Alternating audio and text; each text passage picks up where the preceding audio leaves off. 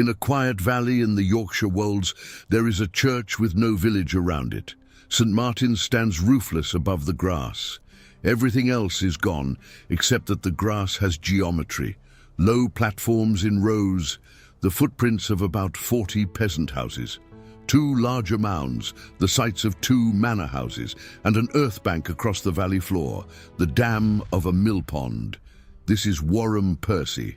People lived here for roughly 600 years, and learning to read what they left behind took archaeologists 40 summers of digging, from 1950 to 1990, led by the historian Maurice Beresford and the archaeologist John Hurst.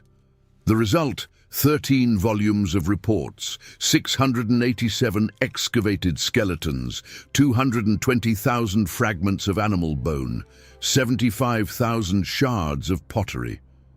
It is the most intensively studied, deserted medieval village in Europe. And the title of this story is literal twice over. Around that grass lived 40-odd households, perhaps 200 people at the peak, with their own mills, their own court, their own elected officials, their own specialists.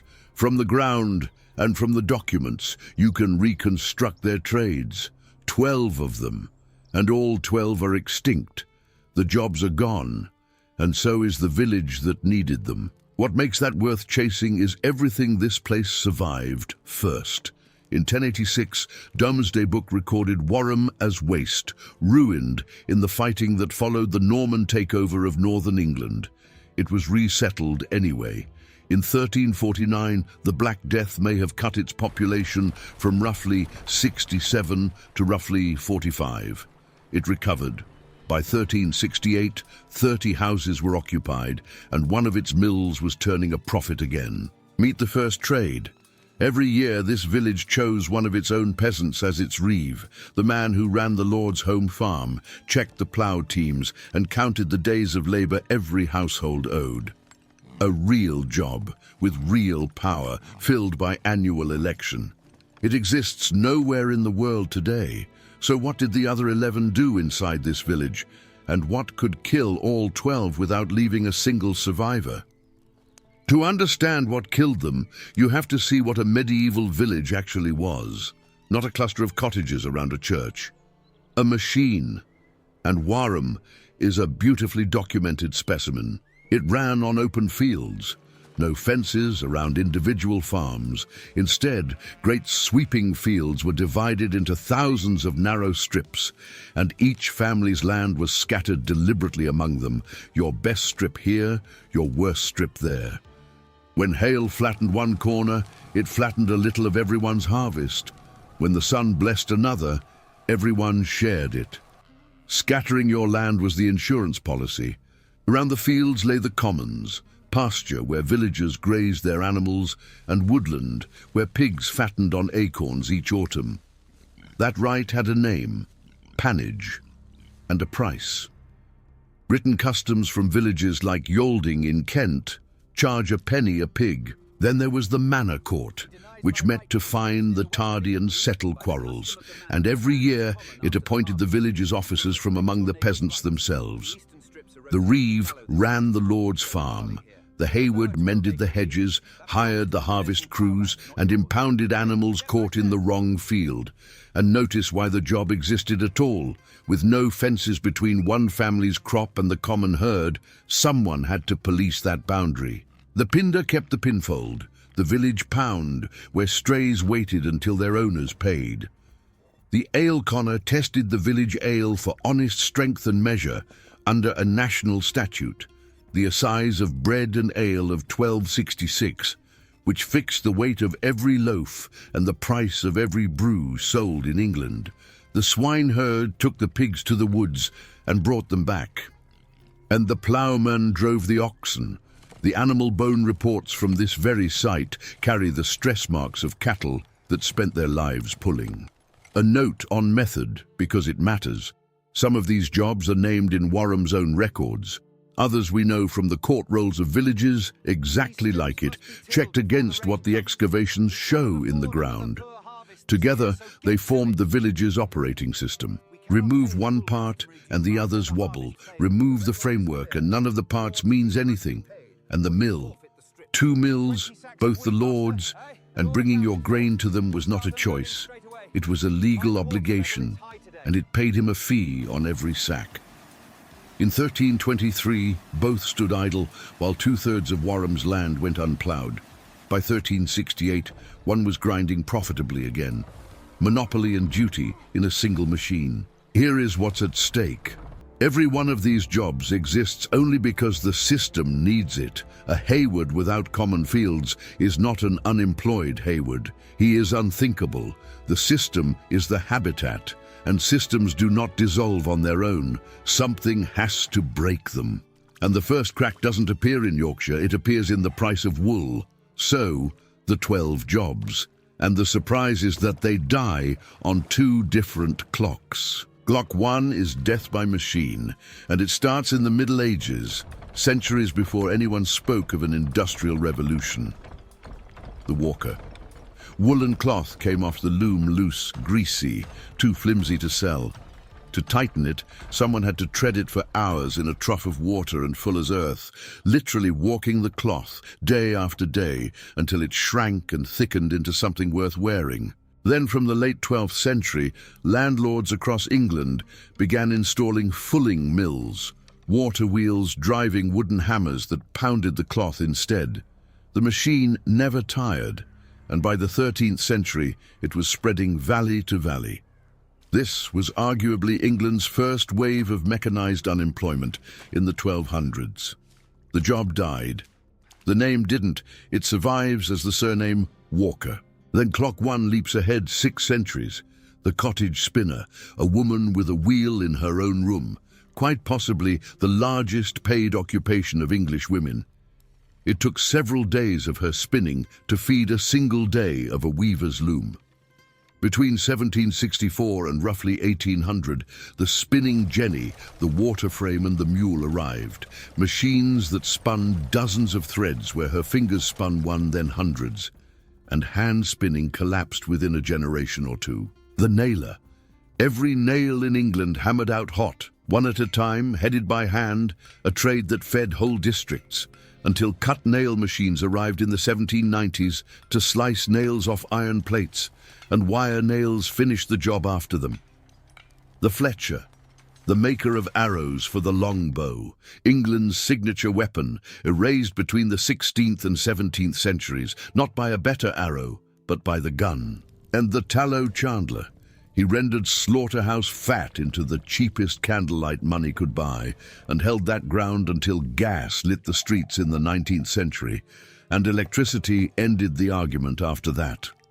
5 deaths by machine, spread across 600 years. And notice what those 5 have in common. Each made one standardized thing. Cloth, thread, nails, arrows, light. Machines love a standardized thing. Clock 2 is the strange one. The reeve, the hayward, the pinder, the ale conner, the swineherd, the ox ploughman. 6 of the 12. And for not one of them did a substitute machine ever exist. Nobody built a hayward machine, no device ever pinned a stray cow. There's no invention the pinder lost his job to. Their work wasn't making a thing, it was keeping a system running, and systems don't get automated, they get deleted. The 12th trade is its own case, the brewster. Ale, unhopped, weak and drunk by everyone including children, not because clean water was unavailable, as the persistent myth claims, but because ale was essential liquid food packed with daily calories, was made at home mostly by women and sold from their front rooms. Adults drank on the order of a gallon a day. Between 1350 and 1600, the brewsters were squeezed out. Hopped beer arrived from the continent and kept longer, which rewarded scale. Scale demanded capital.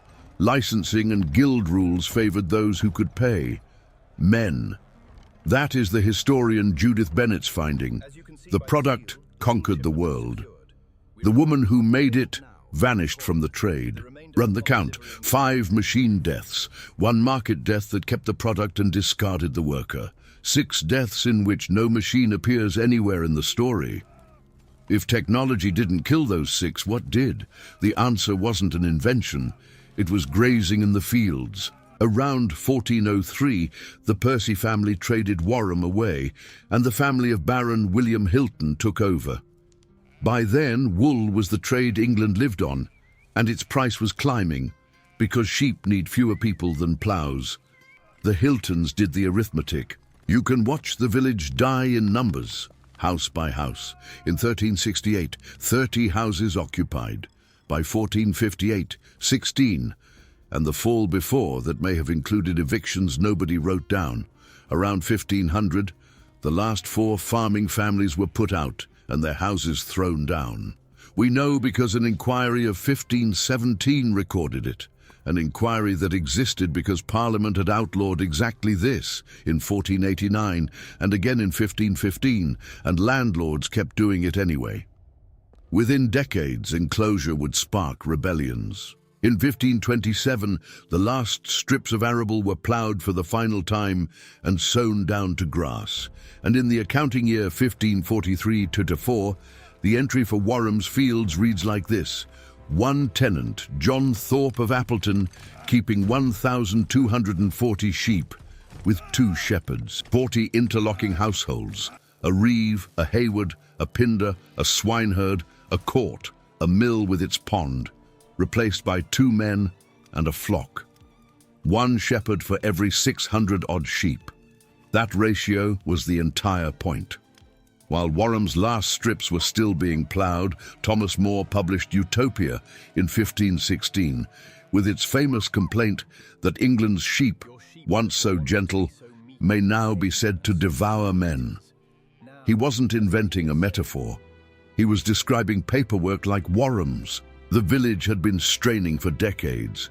When the poll tax collectors came through in 1377, the names they gathered suggest that at least a third of the adults who should have been there managed to stay off the list.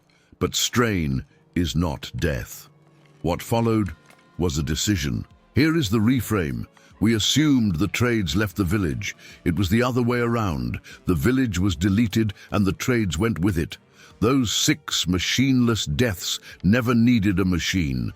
Their habitat was the open fields, the commons, the court, the obligated milling, the whole apparatus.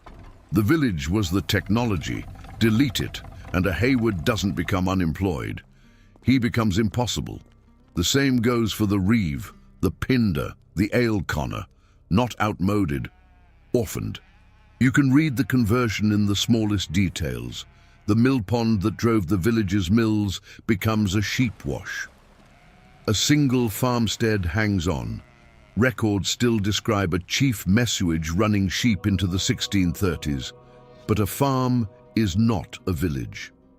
St. Martin's keeps holding services for centuries, yet the parish registers fill with families from the neighbouring villages. And in the lawsuits of 1555-6 over rebuilding the vicarage, not one witness lives in Wharram. One report, never confirmed, says the last resident died when a derelict house collapsed on him. And one fact dismantles the comfortable story of inevitable decline. Most of Wharram's neighbours kept their open fields into the 17th and 18th centuries. Same chalk, same market, same century. They chose differently. Wharram wasn't a destiny, it was a business decision. So what does it really mean for a trade to no longer exist? Because here's the twist. Some of the 12 never entirely died. Lay the full pattern on the table. 12 extinct trades. 5 were killed by machines. But look at the spread. The fulling mill in the 12th century, the spinning machines of the 1760s to 80s, cut nails in the 1790s, electric light in the 19th and 20th centuries. 600 years of machine deaths. 6 were killed by the deletion of a system with no machine involved at all. And 1, the Brewster, was killed by a market that kept the product and discarded the worker. That gives you a tool. When a job vanishes, ask first, was there a machine? If the answer is no, stop looking for an invention and start looking for the system that was quietly deleted. Now the second payoff, Extinction is often a rename. The reeve never quite died. He was promoted. The king's reeve, the shire reeve, lives in your vocabulary today as sheriff. The ale conner's job, verifying that what's sold is what it claims to be, survives as food inspection. Only the title is gone. The Walker and the Fletcher live on as surnames, which is what a trade becomes when enough time passes. Walker, Fletcher, fossils you can introduce yourself with. And the Brewster's product is in every pub in England. Only she is gone from it. Some trades survive on life support. Thatchers still work, farriers still shoe horses, in Britain still regulated under their own Act of Law from 1975. Wheelwrights still appear on the red list of endangered crafts, holding on. And the pattern keeps running. The knocker-up, the human alarm clock who tapped bedroom windows with a long pole, worked into the 1970s, an infrastructure job that waited patiently for its machine and finally lost to a cheap alarm clock. Other trades die the Wharram way instead. No machine ever beats them. The system around them is deleted, and they simply stop being thinkable. Today, Wharram Percy is an English heritage site.